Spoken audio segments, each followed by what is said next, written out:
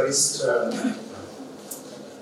प्रबुद्धजन, साथियों, ये बहुत महत्वपूर्ण घट रहा है यहाँ जो भी हो रहा है। उससे पहले कि मैं आगे बढ़ूँ, मैं एक और प्रयास जो किया गया है, जिसमें हिंदी नाम की पुस्तक सभी के पास है यहाँ पर, जो अभी बहुत रिसेंटली तैयार की गई है और जवाहर कर्नावट जी ने उसमें काफ़ी मेहनत की है और इसमें करीब 30 से अधिक देशों में हिंदी की स्थिति। ये प्रारंभिक प्रयास है। इसमें 33 देशों में हिंदी की स्थिति का वर्णन है। एक सप्ताह में इसे तैयार किया गया है। वास्तव में इसमें 50 देशों का विवरण था, लेकिन ये विश्व रंग में जारी होना थी। इसके कुछ दिनों बाद ये आपको 50 देश इसमें दिखाई देंगे जहाँ पर हिंदी की स्थिति। जी, अब हम बिना विलंब किए इस सत्र को आगे बढ़ाते हैं। मैं विश्व रंग के दृष्टिकोण को लेकर बहुत सीमित बात एक छोटी सी कहूँगा, और वो ये कि विश्व रंग की दृष्टि में जो प्रेम, सद्भावना और करुणा की जो बात रही है, मैं उसको और थोड़ा सा सीमित करते हुए ये कहना चाहूँगा कि अस्तित्व में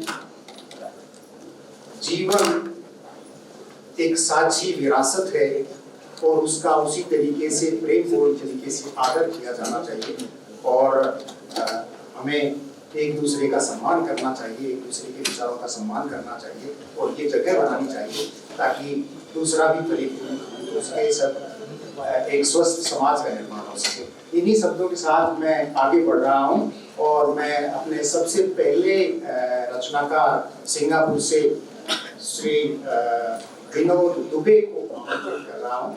और विनोद दुबे जो है वो आप सिंगापुर में रह रहे हैं और फिलहाल आप उसमें शिपिंग कंपनी में काम करते हैं, तो वो अपने आप को कहते भी यही हैं कि वैसे तो मैं जहाजी हूँ लेकिन दिल से मैं कवि हूँ, मैं एक लेखक हूँ।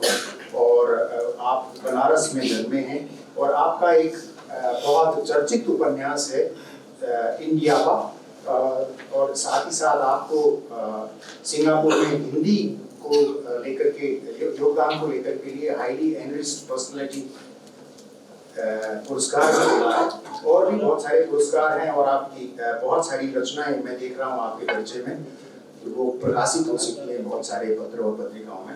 तो मैं बहुत ज़्यादा समय ना लगाते हुए आपको मंच सौंपता हूँ। विनोद दुबे। सबसे नए प्लेयर को ओपनिंग में उतार दिया सर ने।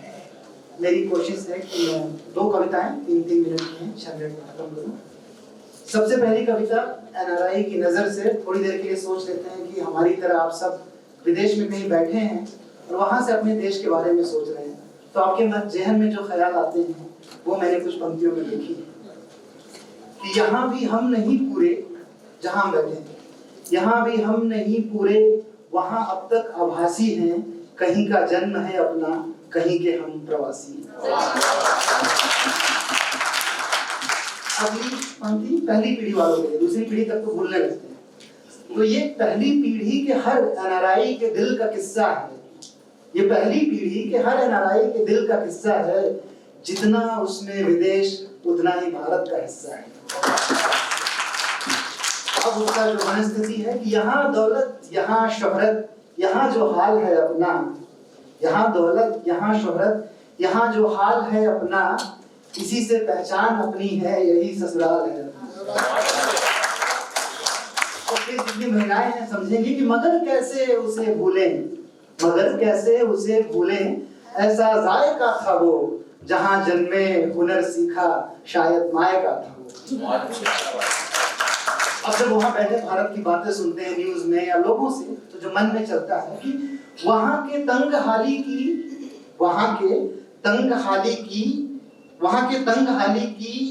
यहाँ जब बात आती है, माथे पर शिकन की कुछ लकीरें खिंच जाती हैं। वहाँ की बुलंदियों का यहाँ जब जिक्र होता है, चाहे वो एक टेस्ट मैच भी जीत ले इंडिया, कि वहाँ की बुलंदियों का यहाँ जब जिक्र होता है, सीना फूल जाता है, हमें भी फक्र होता है। अब जो हमारा दर्द है कि पीढ़ियां बदल रही हैं, जब हम अपने बच्चों को देखते हैं तो सोचते हैं कि पीढ़ियां बदल रही हैं, रिश्ता पीछे छूट रहा है, पकड़ी है रस्सी मुट्ठी में, पर रेशा रेशा टूट रहा है। बच्चे समझते हैं हॉलीवुड उन्हें कब तक बॉलीवुड दिखाएंगे, उन्हें चाहिए पिज्जा और बर्गर, कब तक चावल दाल खिलाएंगे। तो एक दर्द है कि यार सड़क, बिजली, विकास, तुम क्यों इतनी देर से आए, तुम्हारे ही तलाश में कई अपने मुल्क से हो गए पराए। आखिरी जो फिलॉसफी है इस कविता के पीछे कि अब यही नियति इस देह की, इसका दो तरफा व्यापार रहेगा, एक मिट्टी ने पाला पोसा, दूजी का नमक उधार रहेगा। एक कविता ये थी। दूसरी कविता मेरे जन्मस्थली बनारस से है। अक्सर लोग पूछते हैं कि आप लिखते इतना अच्छा कैसे हैं, जो भी लिखते हैं, तो मैं कहता हूँ कि मैं उस मिट्टी से आता हूँ जहाँ प्रेमचंद और जयशंकर प्रसाद ने जन्म लिया था, तो शायद उस मिट्टी में कुछ होगी। तो प्रेमचंद के लिए कविता लिखी थी जो मेरी सिंगापुर में सुनाई पहली कविता थी, और जहां से लोगों ने जाना कि मैं लिख भी सकता हूँ, उसी कविता को मैं सुनाना चाहता हूँ। प्रेमचंद को पढ़ते हमेशा मन में आया कि अगर उनके जमाने में आज वो होते तो उनसे कितना सुनना होता कि आप ऐसे लिखते कैसे एक लेखक की तरह से। तो ख्वाहिश है कि कभी जो तुम दोस्त बनकर मिलो तो कुल्हड़ में चाय लेकर तुम्हारे साथ सुबह का कुछ वक्त गुजारूं, तुमसे बातें करते शायद देख पाऊं तुम्हारी आंखों में छुपे वो सारे राज जो तुम्हारे तरीके से कभी देख नहीं पाया तुम्हारा समाज। मसलन एक छोटे से गांव का मेला जो अमूमन बच्चों के लिए मिठाइयों और खिलौनों की दुकान में होता है सिमटा, उसी मेले में कैसे दिखता है तुम्हें वो नन्हा सा हामिद, अपनी बूढ़ी दादी के लिए खरीदता 3 आने का चिमटा। घूसखोर, हम हमेशा सुनते हैं कि नौकरशाही खराब हो गई है, तो मैं लिखता हूँ कि घूसखोर नौकरशाहों की एक जमात में जहां हमें अंदाजा भी नहीं कि कोई ईमानदार अफसर भी कहीं होगा, कैसे मिलता है तुम्हें एक बंशीधर सेठ हड़ोपी दीन के पैसों के आगे चट्टान सा खड़ा तुम्हारा वो नमक का दरोगा कैसे मिलता है। एक समाज जहां बदले की भावना का फैशन लोग बेधड़क रच लेते हो जैसे को तैसे का षड्यंत्र, तुम्हें कैसे दिखता है वो बूढ़ा बेसहारा भगत अपने बेटे के हत्यारे के बेटे में फूंकता जीवन का मंत्र कैसे दिखता है। एक समाज जहां माँ बच्चे की उंगली पकड़कर सिखाती हो कि बेटा ऐसे है चल गिरना और ऐसे संभलना, ऐसे है गिरना और ऐसे संभलना, कैसे दिख जाती है तुम्हें वो बूढ़ी काकी और उसका बचे खुचे खाने में जलेबी और पूड़ी के टुकड़े तराशना। एक समाज जहां गरीबी के किस्से आम हो, मन में क्यों चिपकी रह जाती है सिर्फ तुम्हारी लिखी हर बात। कफन के पैसे से आज भी शराब पीते हैं कहीं घीसू और माधव, तो किसी खेत में पड़ा कोई हल्गू आज भी ठंड में गुजारता है रात। जिस देश में, हमारे इस देश में जहां सबको उसका राजा सिर्फ हिंदू या मुसलमान दिखाई देता है, न कायदे से परीक्षा होती है, न परीक्षकों में कोई सुजान सिंह जैसा दीवान दिखाई देता है, उस देश में कैसे मिल जाते हैं तुम्हें अलगू चौधरी और जुम्मन मियां। कैसे समझ लेते हो तुम कि जब इंसान पंच बन जाता है, कैसे समझ लेते हो तुम कि जब इंसान पंच बनता है ना, तो सिर्फ इंसान नहीं रह जाता, वो परमेश्वर हो जाता है, हिंदू या मुसलमान नहीं रह जाता। और चाय की आखिरी चुस्की से पहले ये सब पूछना है मुझे तुमसे, और जाने से पहले एक बार गौर से देखना है कि बिना धनपत राय के धन के, बिना नवाब राय की नवाबी के, कैसी थी तुम्हारी तकदीर। एक फटा हुआ जूता और मटमैले कपड़ों में कैसा था तुम्हारा वो दुबला शरीर, जिसने महज 56 सालों में तैयार कर दी नाटकों, कहानियों और उपन्यासों की इतनी बड़ी जागीर। जब हास्य लिखा तो हंसा दिया, जब करुण लिखा तो रुला दिया। एक मात्र फिल्म बनाई तुमने सोजे वतन, उस पर भी दंगा करा दिया। इतनी विधाओं में इतना कुछ कैसे लिख पाए, प्रेम के साहित्य को उड़ते हुए जमीन पे कैसे तुम ले आए। और आखिर में छूना चाहूंगा एक बार तुम्हारे दावात में रखी वो स्याही, आखिर में एक बार छूना चाहूंगा तुम्हारे दावात में रखी वो भावनाओं की स्याही। नमन है तुम्हें प्रेमचंद, तुम ही हो सही मायने में कलम के सिपाही। बहुत सुंदर विनोद जी। अभी हमने प्रवासी दिल का किस्सा और कहीं का जन्म है अपना, कहीं के प्रवासी है, और प्रेमचंद की समझ को समझने की चाह आपने दिखाई, बहुत बड़ी प्रेरणा है हम सबके लिए। बहुत बहुत धन्यवाद आपका। और अब मैं आगे बढ़ता हूँ। हमारे सत्र की दूसरी रचना पाठ करता है अमेरिका से विनीता तिवारी जी। विनीता तिवारी जी का जन्म जो है वो राजस्थान में हुआ है और साहित्य रचना धर्मिता के साथ साथ उनमें एक बहुत बड़ा गुण है कि वो हिंदुस्तानी संगीत, शास्त्रीय संगीत की विशारद भी हैं और बहुत अच्छा नृत्य करती हैं और हिंदी भाषा और भारतीय संस्कृति के प्रचार प्रसार में वे वर्जीनिया में रहते हुए मैरीलैंड की कई संस्थाओं में अपना सक्रिय योगदान दे रही हैं और वर्जीनिया में वे हिंदी का अध्यापन कार्य भी कर रहे हैं। आपकी जो साहित्यिक पहचान है वो आपकी एक काव्य संग्रह से है जिसका नाम है दिल से दिल तक। साथ ही साथ आपको हिंदी अकादमी मुंबई द्वारा श्रीमती मृदुला सिन्हा स्मृति सम्मान भी मिल चुका है और आप न्यूजीलैंड से निकलने वाली पत्रिका भारत दर्शन, जिसको कि हमारे सहधर्मी रोहित जी निकालते हैं, उनकी स्तंभकारनी हैं और शिक्षण में कार्यरत हैं और पिछले 2 दशकों से अमेरिका में निवास है आपका। विनीता तिवारी जी, मंच आपका। बहुत शुक्रिया। मैं कोशिश करती हूँ अच्छे से सुना पाऊँ। तो मैं एक छोटा सा गीत जो कि गृहिणियों के ऊपर आधारित है और जिसमें जो गृहिणियाँ अपने सपने पूरे नहीं कर पाती उसको सुनाती हूँ। फिर एक गजल के चंद अशार सुनाना चाहूँगी। मेरे गीत का शीर्षक है जिंदगी और दोनों ही चीज़ें मैं तरंग में सुनाने की कोशिश करती हूँ, हालांकि मेरा गला खराब है। बीत गए दिन साल महीने, बीत गए दिन साल महीने, बीते मौसम घड़ियाँ, कभी जिंदगी गोभी आलू, कभी कुरकुरी बड़ियाँ। बीत गए दिन साल महीने, बीते मौसम घड़ियाँ, कभी जिंदगी गोभी आलू, कभी कुरकुरी बड़ियाँ। सांझ सवेरे रहे पकाऊ, सांझ सवेरे रहे पकाऊ, रही दोपहरिया, साफ सफाई चौक रसोई रोज वही दिनचर्या। सांझ सवेरे रहे पकाऊ, रही दोपहरिया, साफ सफाई चौक रसोई रोज वही दिनचर्या।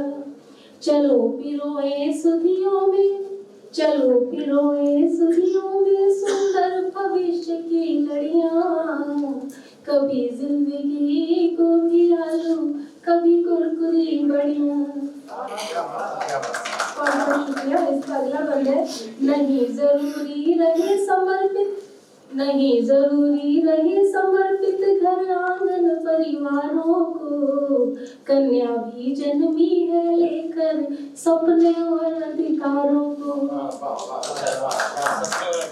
बहुत बहुत शुक्रिया। नहीं जरूरी रहे समर्पित घर आंगन परिवारों को, कन्या भी जन्मी है लेकर सपनों और अधिकारों को।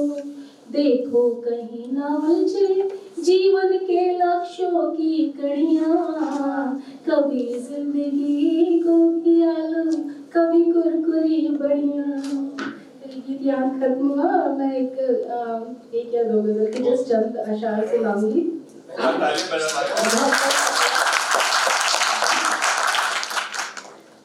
तो मेरी गजल का मतलब है कि जिंदगी की तलाश जारी है, जाने कैसी लगी बीमारी है। जिंदगी की तलाश जारी है, जाने कैसी लगी बीमारी है। जिंदगी की तलाश जारी है, घिस गई पड़े छाले, घिस गई पड़े छाले, फिर भी चलने की जिद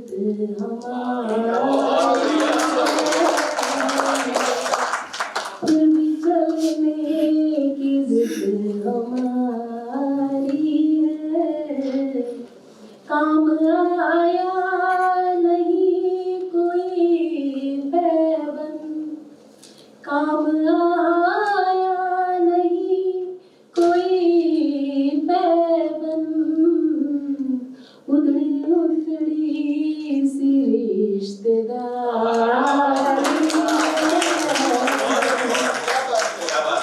बहुत शुक्रिया। उधड़ी उधड़ी सी रिश्तेदारी है, ढेर मंजर थे सामने बिखरे, ढेर मंजर थे सामने बिखरे, कहीं दाता कहीं भिखारी। कुछ मेरे ख्वाब भी है धुंधले से, कुछ मेरे ख्वाब भी है धुंधले से, और कुछ घर की जिम्मेदारी है, और कुछ घर की जिम्मेदारी है। जाने कैसी लगी बीमारी है, जिंदगी की तलाश जारी। बहुत बढ़िया।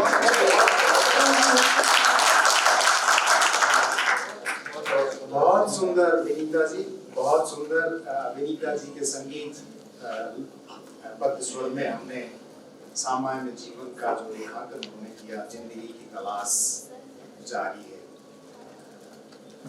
इसके साथ साथ आगे बढ़ते हैं हम, और मैं अब आमंत्रित करता हूँ यूके से पधारी हमारी सबसे वरिष्ठ साहित्यकार श्रीमती जय वर्मा को।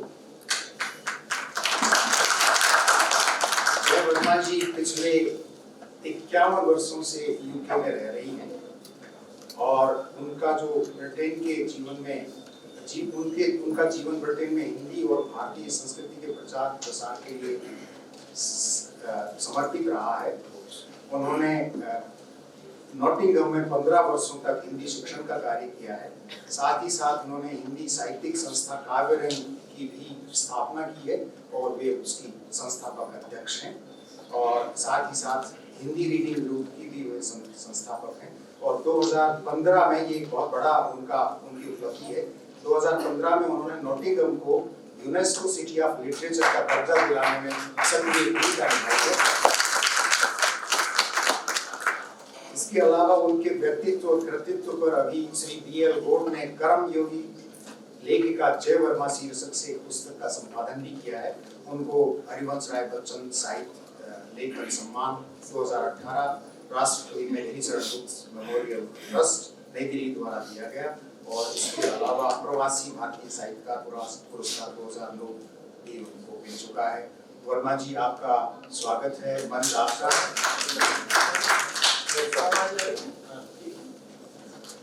नमस्कार। आज हम बैठ करके विश्व रंग में मुझे बड़ा अच्छा लग रहा है। एक दो मेरे अपने सब यहाँ पर अपने लोग हैं, अनिल जी यहाँ हैं जिन्होंने संस्था की शुरुआत करवाई थी। 2003 की बात थी। हमारे नॉटिंघम में कोई क्रिएटिव राइटिंग की कोई संस्था नहीं थी हिंदी की, तो उस समय अनिल जी वहाँ पर थे लंदन में, तो इन्होंने ये अपना शुरू करवाई। आज उसका नाम है काव्यरंग। 2011 में उसका नाम बदला गया। ये भारतीय भाषाओं की संस्था है, इसमें हिंदी, उर्दू, पंजाबी और इंग्लिश के राइटर हैं, और वो कविताएं लिखते हैं, कहानियां लिखते हैं और लिखते हैं। तो मुझे अच्छा लग रहा है यहाँ पर। सबसे पहले शुरू करने से पहले मैं विश्व को तो बधाई दूंगी, और साथ में मैं अपनों को याद करूँगी, जो कि अनिल जी भी मेरे साथ में तभी ये ख्याल है जो मैं कह रही हूँ कि अपनों को हम कैसे भुला दें, अपनों को हम कैसे भुला दें, गैरों की भी हमें याद आती है। और मैं डॉक्टर साहब के लिए मैं जरूर कहूँगी अपने हस्बैंड के लिए कि वो मेरी हिंदी में टाइपिंग करते थे, पूरी हिंदी की किताबें उन्हीं की वजह से आई थी मेरी। 4 साल से काम रुका हुआ है, तो अभी फिर से भारत आएंगे। देखो क्या होता है। खुदा को ना देखा हमने, खुदा को ना देखा हमने, बस दुआओं में तुझे पाया। अब जब हम लोग सब प्रवासी लोग यहाँ आते हैं, अभी बड़ा अच्छा इन्होंने बताया है विनोद जी ने, कि अपने घर पहुँचकर लोग कितनी बातें भूल जाते हैं। अपने घर पहुंचकर लोग कितनी बातें भूल जाते हैं। आसमान में उड़ते पंछी क्या किसी को याद आते हैं? मैं एक कविता सुनाऊंगी छोटी सी इसके बाद, क्योंकि समय की मर्यादा है। चल निकल चले तेरे जहां गुलिस्तां से, चल निकल चले तेरे जहां गुलिस्तां से, कौन जानता है कि राह किधर ले जाए, पार हो जाती है कोसों की दूरी, जिस दिन बस देहरी पार हो जाए। चल निकल चले सर पर पांव रखते ही आ जाती है समझ कि कौन है अपने और कौन पराए, कदमों की आहट देती है तेरे आने की खबर, वरना दिल का हाल हमें कौन बताए। चल निकल चले तेरे जहां गुलिस्तां से, कांधों पर उठा रखा है बोझ बरसों से, कांधों पर उठा रखा है बोझ बरसों से, चेहरे की मुस्कुराहट में सब छुपा जाए, सुनाई न किसी को दास्तां अपनी, सुनाई न किसी को दास्तां अपनी, पर बोझिल आंखें तेरा लाज पता जाए। आखिर में है, एक ही दिन में देखे सब मौसम, एक ही दिन में देखे सब मौसम, खुशियाँ गम और सर्द हवाएं, देख ली रफ्तार जमाने की हमने, देख ली रफ्तार जमाने की हमने, जमी के उस पार अब क्यों जाएं। चल निकल चले तेरे जहां गुलिस्तां से, कौन जानता है कि राह किधर ले जाए। धन्यवाद। बहुत सुंदर जय वर्मा जी, खुदा को न देखा हमने, दुआओं में सदा पाया, और चल निकल चले, चल बहुत बहुत आभार आपका। और इसी के साथ अब हम आगे बढ़ते हैं न्यूजीलैंड की तरफ, और वहाँ से हमारे साथ उपस्थित हैं रोहित कुमार हेपी जी। और रोहित कुमार हेपी जी पहले ही यहाँ भोपाल में होके गए हैं, उनको अभी हाल ही में 2020 के लिए राष्ट्रीय निर्मल वर्मा सम्मान से सम्मानित किया गया था। और जोरदार तालियां एक बार।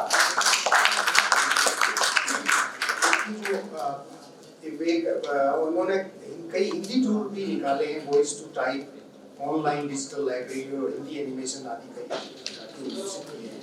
और उन्होंने एक और बहुत महत्वपूर्ण काम किया है, वो की है माओरी की 101 कहावतें एक पुस्तक का संपादन किया है।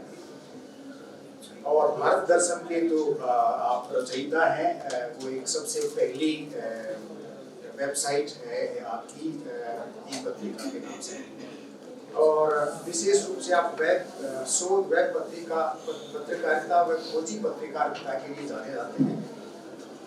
आप 90 के दशक में न्यूजीलैंड में कम्युनिटी रेडियो, जिसे सर्वश्रेष्ठ कार्यक्रम के लिए सम्मानित किया जा चुका है, और उसके आप समाचार वाचक भी रहे हैं, और बहुत सारी यात्रा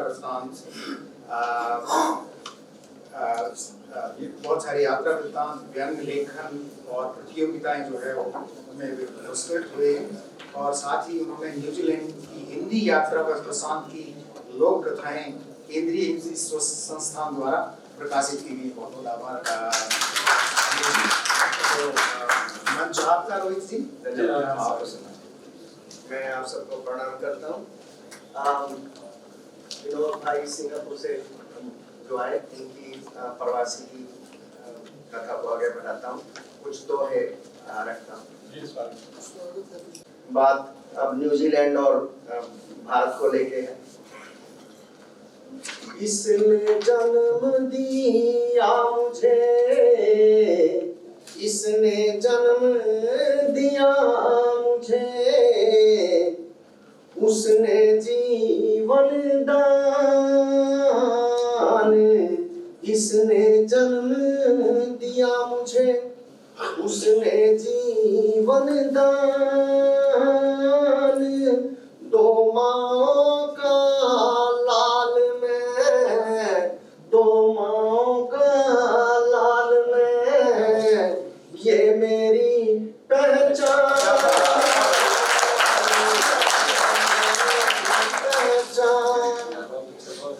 और इसी सिलसिले को आगे बढ़ाते हैं। दोनों में तुलना नहीं, बहुत से लोग पूछा करते हैं न्यूजीलैंड और भारत में क्या आप देखते हैं उसमें तुलनात्मक उसका कंपैरिजन करके, तो उसी पे है। दोनों में तुलना नहीं इनकी ये पहचान, दोनों में तुलना नहीं इनकी ये पहचान, एक से सांसें है जुड़ी, एक से सांसें है जुड़ी, एक बिन निकले जान, निकले जान। और आजकल की जो समस्या, एक प्रश्न है, उस पे एक दोहा है। दमदारों को मिल रही, दमदारों को मिल रही, दुमदारों से मार, दमदारों को मिल रही, दुमदारों से मात, नहीं अखरती है हमें, नहीं अखरती है हमें, आम हो गई बात, आम हो गई बात। और एक छोटी सी कविता के बाद अपनी वाणी को विराम दूंगा, आपकी अनुमति हो तो। धन्यवाद। कवि तुमने शब्द गढ़े, कवि तुमने शब्द गढ़े जिए नहीं, कवि तुमने शब्द गढ़े जिए नहीं, तुम कवि हुए कबीर नहीं। बहुत सुंदर एपी जी, बहुत बहुत धन्यवाद आपका। आपने अभी रोहित जी से सुना, इसने जन्म दिया मुझे और उसने जीवन दान, बहुत बड़ी बात कही है। प्रवासी जीवन को आपने इन थोड़े एक पंक्ति में समेट दिया। बहुत बहुत आभार आपका। और अब हम आगे बढ़ते हैं नीदरलैंड की तरफ, और मैं आमंत्रित करूंगा सुश्री शिवांगी शुक्ला जी को। सुश्री शिवांगी शुक्ला जी इंदौर में जन्मी पढ़ी हैं और वे बेंगलोर और नीदरलैंड में सॉफ्टवेयर इंजीनियर पद पर सेवारत रही हैं और अभी सेवारत हैं नीदरलैंड में। और लेखन और चित्रकारी में उनकी गहरी रुचि है। नीदरलैंड्स में भी साहित्य की पहली संस्था में आपकी भूमिका रही है। वहां पर एक समूह का आयोजन किया था, कविता सरहदों के पार, आप ही ने उसका सृजन किया था। एक जोरदार तालियां आपके लिए। और साझा संसार की जो है ना वो बोर्ड टीम की सदस्य हैं और राष्ट्रीय एवं अंतर्राष्ट्रीय मंचों का बहुत कुशलता से संचालन करती हैं। और अभी एक आपकी पुस्तक भी प्रकाशनाधीन है। तो मैं इन्हीं शब्दों के साथ आमंत्रित करता हूँ सुश्री शिवांगी शुक्ला जी को। शिवांगी जी, मंच आपका। धन्यवाद। मैं शुरू करती हूँ। सर्वप्रथम तो सभी आदरणीय और सभी मेरे बड़ों को सम्मान और नमस्कार। बहुत सौभाग्य की बात है कि मैं आप सबकी छत्र छाया में थोड़ा सीख पा रही हूँ। मैं ज्यादा समय ना लेते हुए शुरू करती हूँ एक छोटी बहर की गजल के साथ। गौर फरमाइएगा। जिसका दिल साफ होता है, जिसका दिल साफ होता है, उसका हर जुर्म माफ होता है। जिसका दिल साफ होता है, उसका हर जुर्म माफ होता है। याद जमाना करता है उन्हें, याद जमाना करता है उन्हें, जमाना जिनके खिलाफ होता है।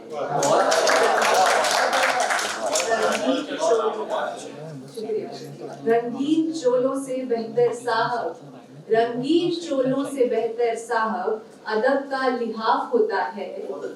जमी पर मौजूद शख्स का आसमां तक ग्राफ होता है। कितनी मिलती है उर्दू हिंदी से, का के जैसा ही काफ होता है, का के जैसा ही काफ होता है। बहुत बहुत धन्यवाद। एक छोटा सा शेर और फिर अपने गीत से समाप्ति करूंगी। कुछ एक ख्वाब आंखों की जुबानी करते, कुछ एक ख्वाब आंखों की जुबानी करते, पलकों पर लिखते उन्हें कहानी करते, मुझे इल्म नहीं रहता, मुझे इल्म नहीं रहता, बड़ी हो गई हूँ मैं, मेरे अंदर की गुड़िया को थोड़ी सयानी कर दो। मैं एक छोटा गीत प्रस्तुत करूंगी आप सबके सामने। जैसा रोहित जी ने बोला कि कोई कंपैरिजन नहीं है, हम प्रवास में रहते हैं और यहाँ देश को मिस करते हैं, लेकिन ये जो मैंने भावनाएं समेटी हैं शब्दों में, ये बस वही है जब हम त्योहारों पर घर नहीं आ पाते, छुट्टियां नहीं मिलती या सीमित छुट्टियां होती और साल में एक बार या 2 साल में एक बार घर आ पाते हैं, तो एक राखी घर नहीं आने पर जब ऑफिस से घर लौटी तो ये गीत हुआ, आप सबके सामने प्रस्तुत है। खिड़की पर बैठी हूँ मन को समझा कर, बाबा दफ्तर से जल्दी मैं घर आकर, खिड़की पर बैठी हूँ मन को समझा कर, बाबा दफ्तर से जल्दी मैं घर आकर, जोड़ रही हूँ बीती सारी कड़ियाँ, कड़ियाँ बीती कड़ियाँ, बाबा तुम्हारी गुड़िया, याद करे है मन मेरा फिर वो बचपन, भाई संग अटखेली और वो अल्हड़पन, याद करे है सबको बाबा की गुड़िया, गुड़िया ये गुड़िया,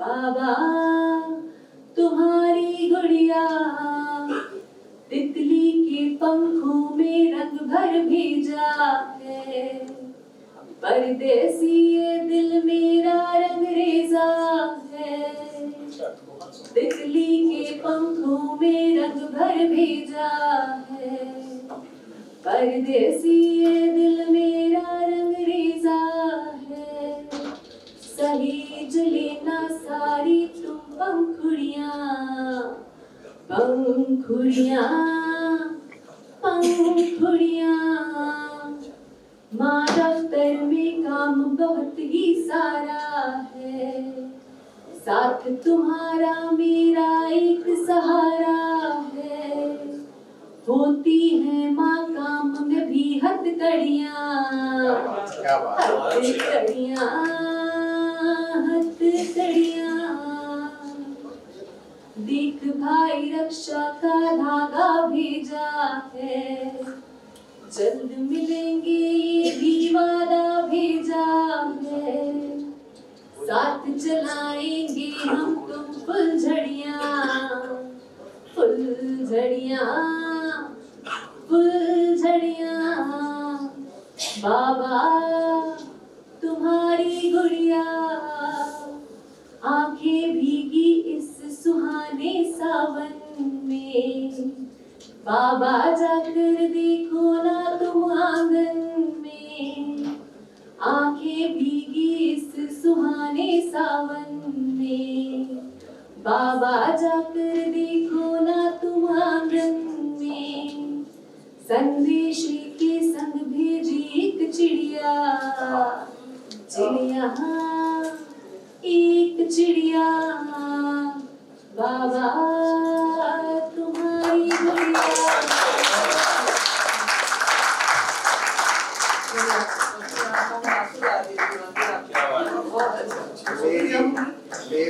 मेरी अंदर की गुड़िया को सयानी कर दो, बाबा तुम्हारी गुड़िया, इतनी बड़ी बात है, बहुत बहुत आभार आपका।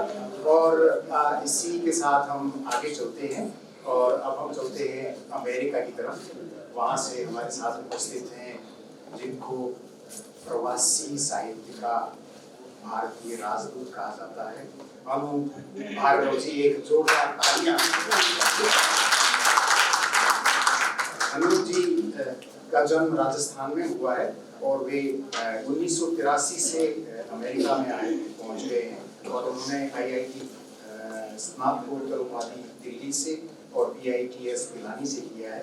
और आप पिछले 30 वर्षों से भी अधिक से हिंदी के प्रचार और प्रसार और शिक्षण में योगदान को देखते हुए, जैसा कि मैंने कहा, विश्व में हिंदी का राजदूत कहा जाता है, और आपको 2007 में उत्तर प्रदेश हिंदी संस्थान द्वारा हिंदी विदेश प्रसार सम्मान से सम्मानित किया गया है।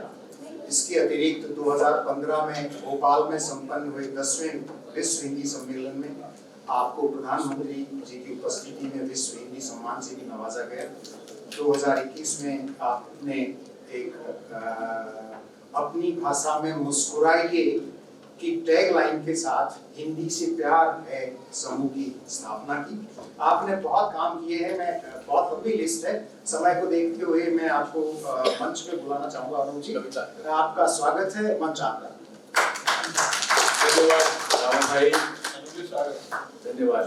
सभी अग्रजों को प्रणाम करता हूँ, सभी छोटों को प्यार भरा स्नेह। सीधे कविता, और मैं समय की सीमा मुझे ध्यान है, मैं उसका ध्यान रखूंगा, लेकिन कविताएं मैं ज्यादा सुनाऊंगा आपको। सबसे पहले देखिए, मुझसे एक आग्रह हुआ है, मेरी कविता है वो 16 पृष्ठों की नहीं, 16 पंक्तियों की नहीं, 16 शब्दों की कविता है, तो आपका ध्यान चाहूंगा। तो मैंने कहा कि जज्बातों की उठती आंधी, आप शब्द गिनिएगा, जज्बातों की उठती आंधी, हम किसको दोषी ठहराते, लम्हे भर का कर्ज लिया था, सदियां बीत गई लौटाते। कि वो लड़ना झगड़ना रूठना और मनाना, किससे सभी ये पुराने हुए हैं, वो कतरा के छुपने लगे हैं हमी से, महबूब मेरे सयाने हुए हैं। देखो मान लो कल रात तुम मेरे सपनों में आई थी, देखो मान लो कल रात तुम मेरे सपनों में आई थी, वरना सुबह सुबह मेरी आंखों की नमी का मतलब और क्या हो सकता है। कल रात एक अनहोनी बात हो गई,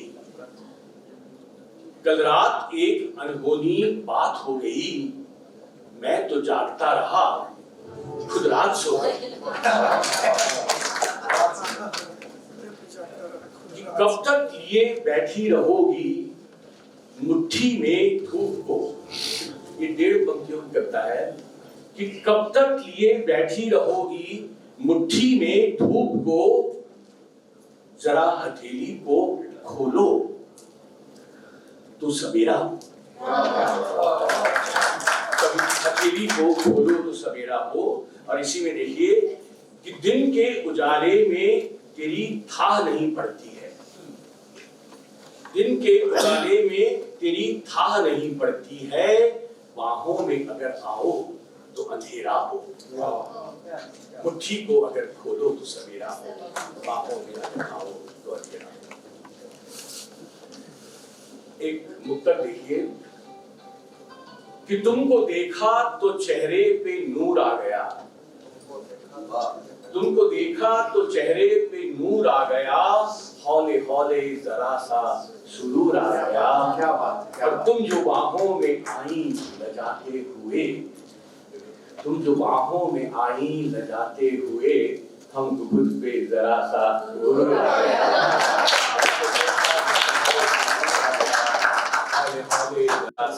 सुरूर आ गया। एक देखिए कि कौन कहता है भाग्य की रेखाएं बदल नहीं सकती, कौन कहता है भाग्य की रेखाएं बदल नहीं सकती। मुझे याद है जब तुमने पहली बार अपनी कोमल उंगलियों से मेरी हथेली को कुरेदा था, कौन कहता है भाग्य की रेखाएं बदल नहीं सकती। एक कविता है रिश्ते, कि रिश्तों को सीमाओं में नहीं बांधा करते, रिश्तों को सीमाओं में नहीं बांधा करते, उन्हें झूठी परिभाषाओं में नहीं ढाला करते। उड़ने दो इन्हें उन्मुक्त पंछियों की तरह, एक बहती हुई नदी की तरह, तलाश करने दो इन्हें सीमाएं, खुद ही ढूंढ लेंगे अपनी उपमाएं। और अंतिम दो पंक्तियां जिसके लिए पूरी कविता लिखी गई है कि उड़ने दो इन्हें उन्मुक्त पंछियों की तरह, एक बहती हुई नदी की तरह, तलाश करने दो इन्हें सीमाएं, खुद ही ढूंढ लेंगे अपनी उपमाएं, और होने दो वही जो क्षण कहे, सीमा वही हो जो मन कहे। क्या होने दो वही जो क्षण कहे, सीमा वही हो जो मन कहे। एक मैं तकनीक का विद्यार्थी हूँ, कंप्यूटर साइंस मेरा क्षेत्र है, तो मैंने कुछ गूगल पे प्रेम कविताएं लिखने की कोशिश की है। तो देखिएगा कि सुनो क्या तुम्हारा नाम गूगल है, सुनो क्या तुम्हारा नाम गूगल है, क्योंकि तुम में वो सब है जो मैं अक्सर ढूंढता रहता हूं। कि मेरा प्रश्न पूरा करने से पहले ही 3 सुझाव और 5 उत्तर, मेरा प्रश्न पूरा करने से पहले ही 3 सुझाव और 5 उत्तर, तुम ना सचमुच में गूगल हो। एक और देखिए है कि सुनो गूगल, दुनिया भर की किताबें पढ़ ली हैं तुमने, दुनिया भर की किताबें पढ़ ली हैं तुमने, हर प्रश्न का जवाब है तुम्हारे पास। दुनिया भर की किताबें पढ़ ली हैं तुमने, हर प्रश्न का जवाब है तुम्हारे पास, तो फिर बताओ वो मेरे बारे में क्या सोचती है।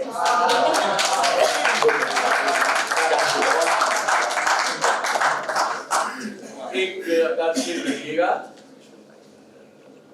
आपने सुना होगा हमारे शायर जो है, चांद उनका बहुत प्रिय विषय होता है, चांद सी में हुबा हो, चौदहवीं का चांद हो।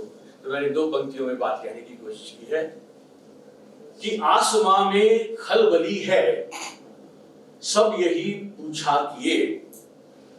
नक्षत्रों में बात हो रही है, क्या बात हो रही है देखिएगा कि आसमां में खलबली है, सब यही पूछा किए कि कौन फिरता है जमीन पे चांद सा चेहरा लिए,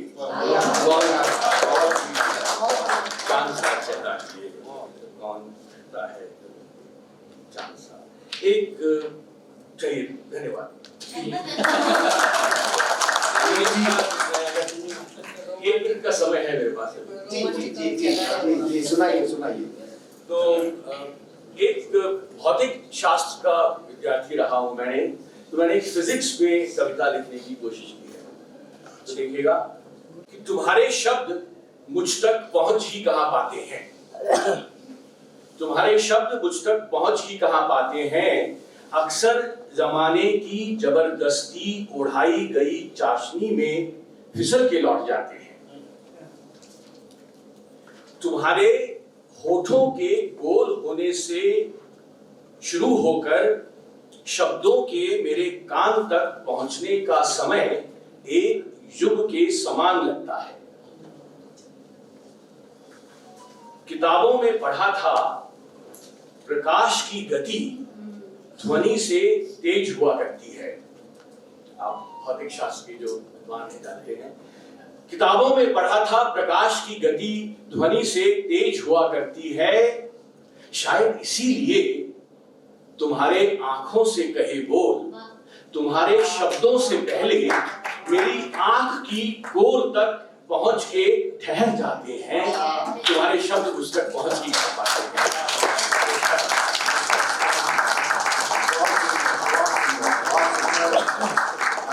छोटी छोटी रचनाओं के माध्यम से आपने संवेदनाओं की जड़ी लगा दी। बहुत बहुत आभार आपका अनुज जी। और मैं अब स्वयं रचना पाठ के लिए जवाहर कर्नावट जी से को सौंपता हूँ भाई। जी बहुत बहुत धन्यवाद रामा तक्षक जी। मेरे ख्याल से 50 मिनट में जितने हम सराबोर हुए हैं शायद घंटों में नहीं हो पाते हैं। ये हमारे प्रवासी रचनाकारों की लेखनी का कमाल है।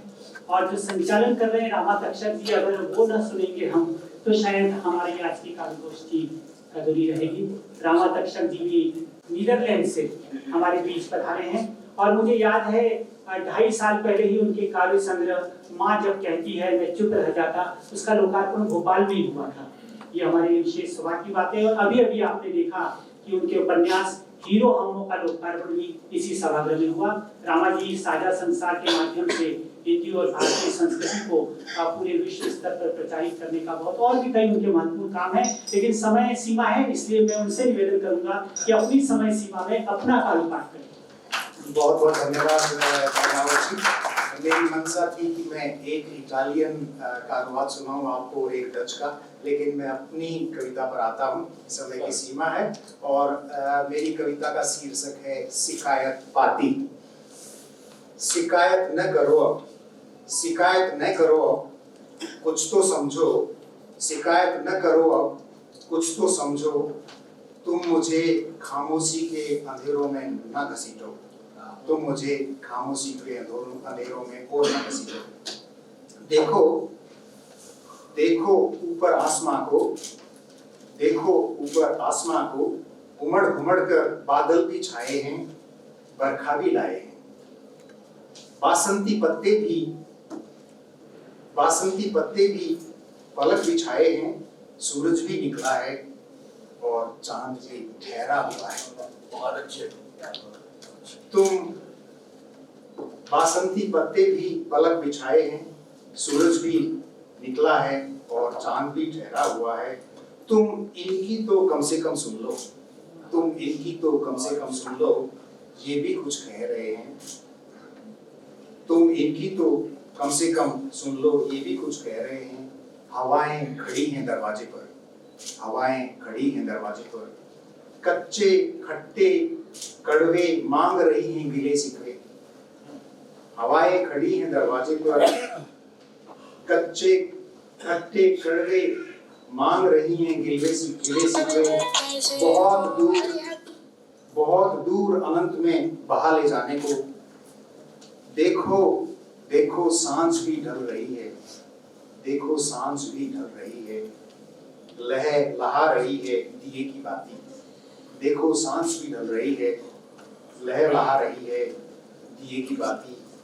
कह रही है लो नाचती, कह रही है लो नाचती, जला दो मुझ में।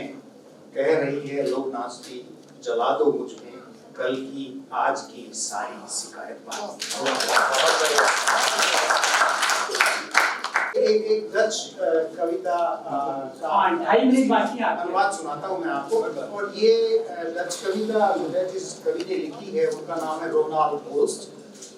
और मैंने एक जगह घूमते हुए ये एक छोटा सा गांव नाबेन जो जर्मन और नीदरलैंड की सीमा पे स्थित है, बहुत छोटा सा गांव। और हम लोग घूमने निकल गए थे, मैं और मेरी पत्नी होटल से। और हम जहाँ घूम रहे थे उस पथ का नाम था पोएम रूट, कविता पथ उस जगह का नाम था। और हर 200-300 मीटर पर वहाँ कवियों की कविताएं लगी हुई थी। और एक जिसपे मुझे पहली नजर पड़ी उसका शीर्षक द फ्लूखल, उसका अनुवाद है खेतीहर मजदूर। और ये जो गांव है इसमें जो कवि हैं वो अपने मित्र से मिलने आया करते थे, इसलिए भी लगा कि उनके घर के बाहर याददाश्त। शीर्षक है इस कविता का खेतीहर मजदूर। नहीं चाहिए मुझे फसल का अनाज, नहीं चाहिए मुझे फसल का अनाज, रखने को छान छप्पर है नहीं मेरे पास। नहीं चाहिए मुझे फसल का अनाज, रखने को छान छप्पर है नहीं मेरे पास। कुछ अधिकार नहीं है मेरा अपना, संपदा हूँ मैं तुम्हारी। संपत्ति मेरी केवल है एक ही, संपत्ति मेरी केवल है एक ही, दिशाएं मैं देता रहा हूँ तुम्हारे शब्दों को। संपत्ति मेरी केवल है एक ही, दिशाएं मैं देता रहा हूँ तुम्हारे शब्दों को।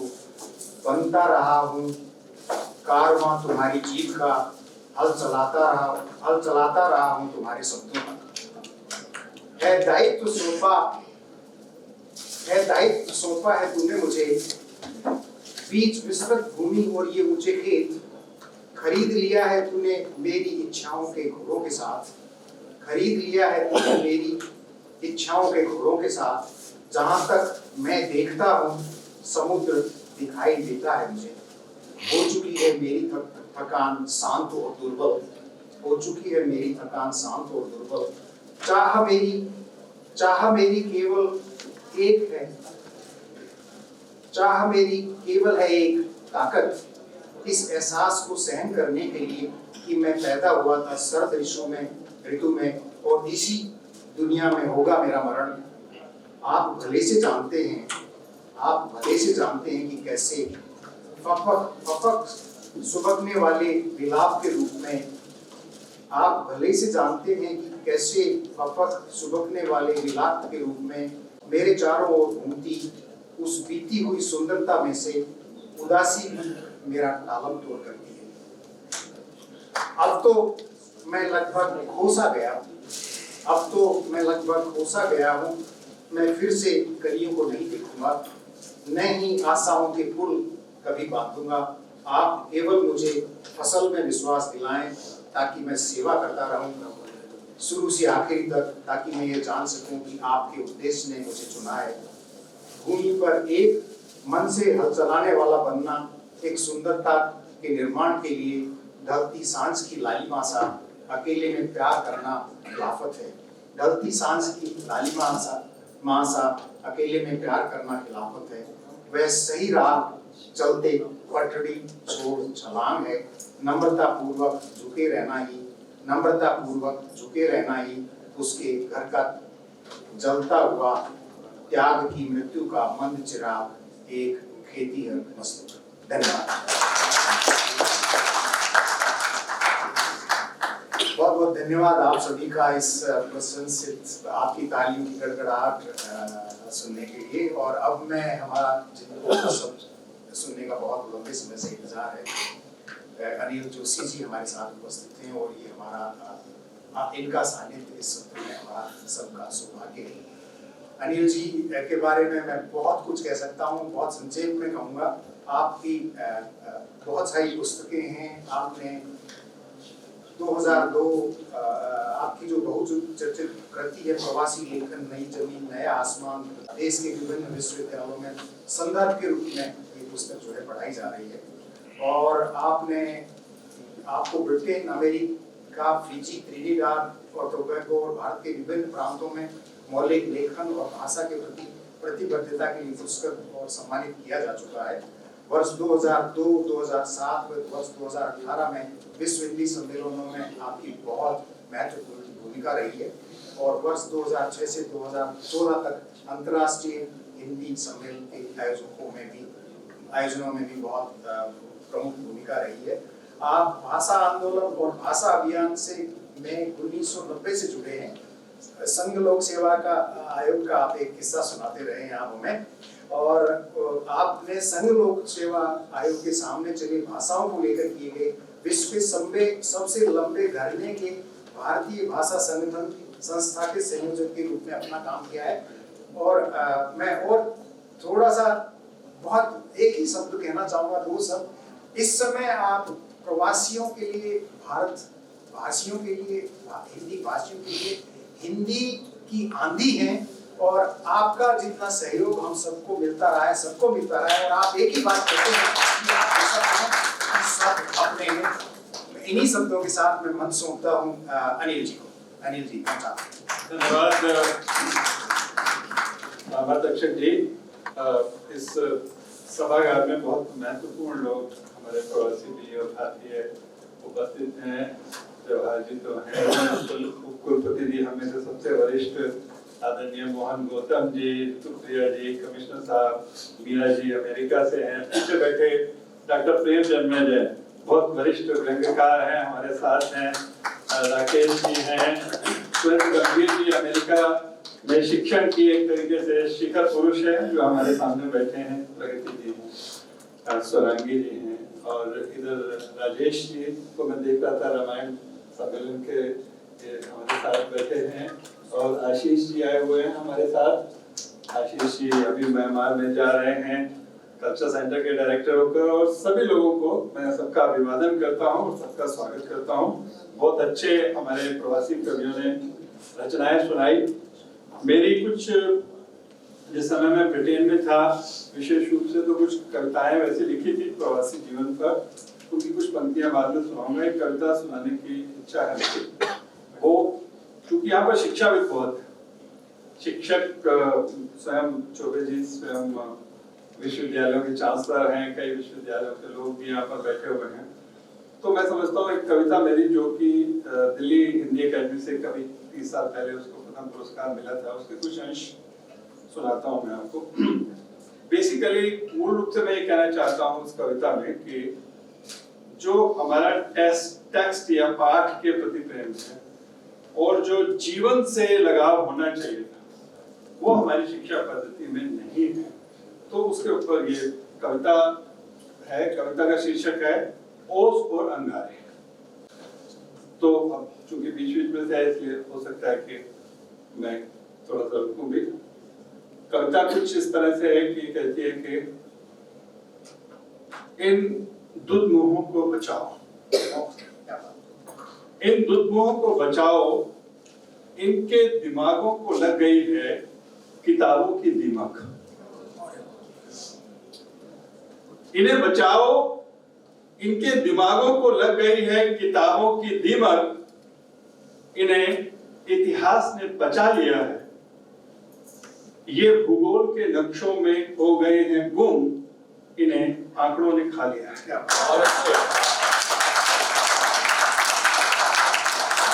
इन दुश्मनों को बचाओ, इन्हें इतिहास ने बचा लिया है, ये भूगोल के नक्शों में हो गए हैं गुम। इन्हें आंकड़ों ने खा लिया। अब मैं उसके पास गया जो का से कबूतर और खा से खरगोश पढ़ते हुए रोता था। उसने जब सीधा परिचय पाया, उसे कबूतर की उड़ान और खरगोश की सिहरन में बड़ा मजा आया।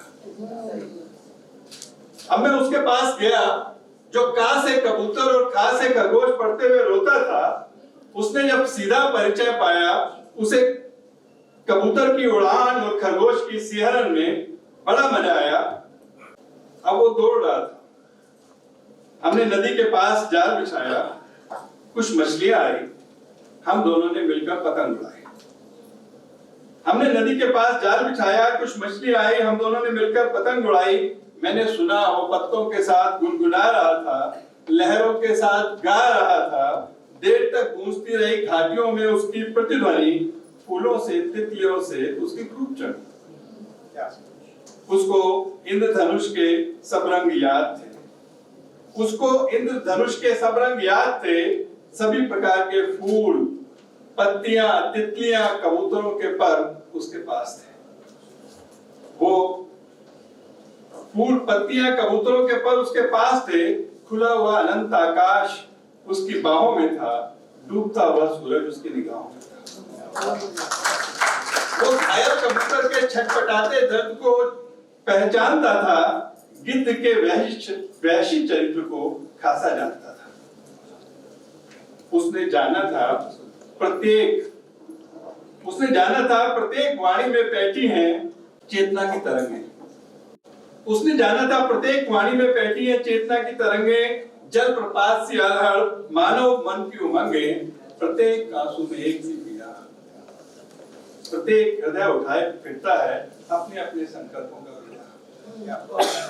प्रत्येक आंसू में एक सी पीड़ा, प्रत्येक हृदय उठाए फिरता है अपने अपने संकल्पों का बीड़ा। प्रत्येक स्पर्श में असीम का जादू, प्रत्येक स्पर्श में असीम का जादू। प्रत्येक चरण को लक्ष्य की तलाश, प्रत्येक के भीतर जगमगाता प्रकाश। प्रत्येक देह में नन्हा सा पावन सा आत्मा का मंदिर। प्रत्येक देह में नन्हा सा आत्मा का पावन सा मंदिर। प्रत्येक साधना एक सी लोमहर्षक, एक सी भव्य दिव्य, एक सी सुगंधित।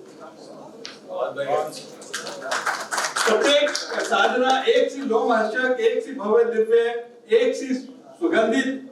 तुमने देखा कैसे एक कोपल बन जाती है बाहर, तुमने देखा कैसे एक कोपल बन जाती है बाहर, कैसे एक अबूझ अक्षर बन जाता है ब्रह्म, कैसे एक नई दृष्टि बना देती है नई सृष्टि, बदल देती है अगला पिछला इतिहास। उसने निश्चल झरने का स्तनपान कर सत्य, शिव, सुंदर तीनों स्वरूपों को जाना था। मैं नहीं जानता तुम्हें उसे और क्या पाना था।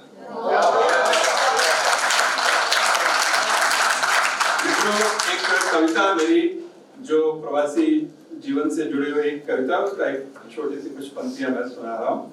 कविता का शीर्षक उस नाम पर मेरे काव्य संग्रह का भी शीर्षक था नींद का। तो उसकी कुछ अंतिम पंक्तियां प्रवासियों को समर्पित है, मैं उसको सुनाता हूँ। हमारे प्रवासियों ने वहां की व्यथा आपके सामने कई तरह से प्रस्तुत की। यह है कि गर भारत ना जा सकते हो, गर भारत ना जा सकते हो, भारत यहाँ बना सकते हो। गर भारत ना जा सकते हो, भारत यहाँ बना सकते हो। भारत बस एक देश नहीं है, भारत तो एक कस्तूरी है, सबके हृदय में वो बसता है। भारत तो एक कस्तूरी है, सबके हृदय में वो बसता है। कीचड़ हो या अंधियारा हो, हृदय कमल सा वो हंसता है। इतने राम और इतने कृष्ण अब जबकि पश्चिम में आए, तुम ही कहो कि टेम्स की धारा कैसे न गंगा कहलाए। इतने राम और इतने कृष्ण अब जबकि पश्चिम में आए, तुम ही कहो कि टेम्स की धारा कैसे न गंगा कहलाए। अब जब दुनिया एक ग्राम है, यही अयोध्या तू ही राम है। अब जब दुनिया एक ग्राम है, तू यही अयोध्या तू ही राम है। मन के भारत को जान जगह बाहों में भर, जिस भारत को ढूंढ रहे हो, 7 समुद्र पार कहाँ है, तुम हो जहाँ, भारत भी वहाँ है, तुम हो जहाँ।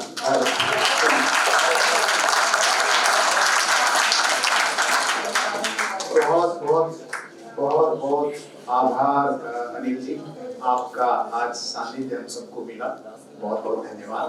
और सौंपता हूँ पुनः आभार व्यक्त करने के लिए जवाहर कर्नावत जी को। जवाहर कर्नावत जी, बहुत बहुत धन्यवाद रामा दक्षिण जी।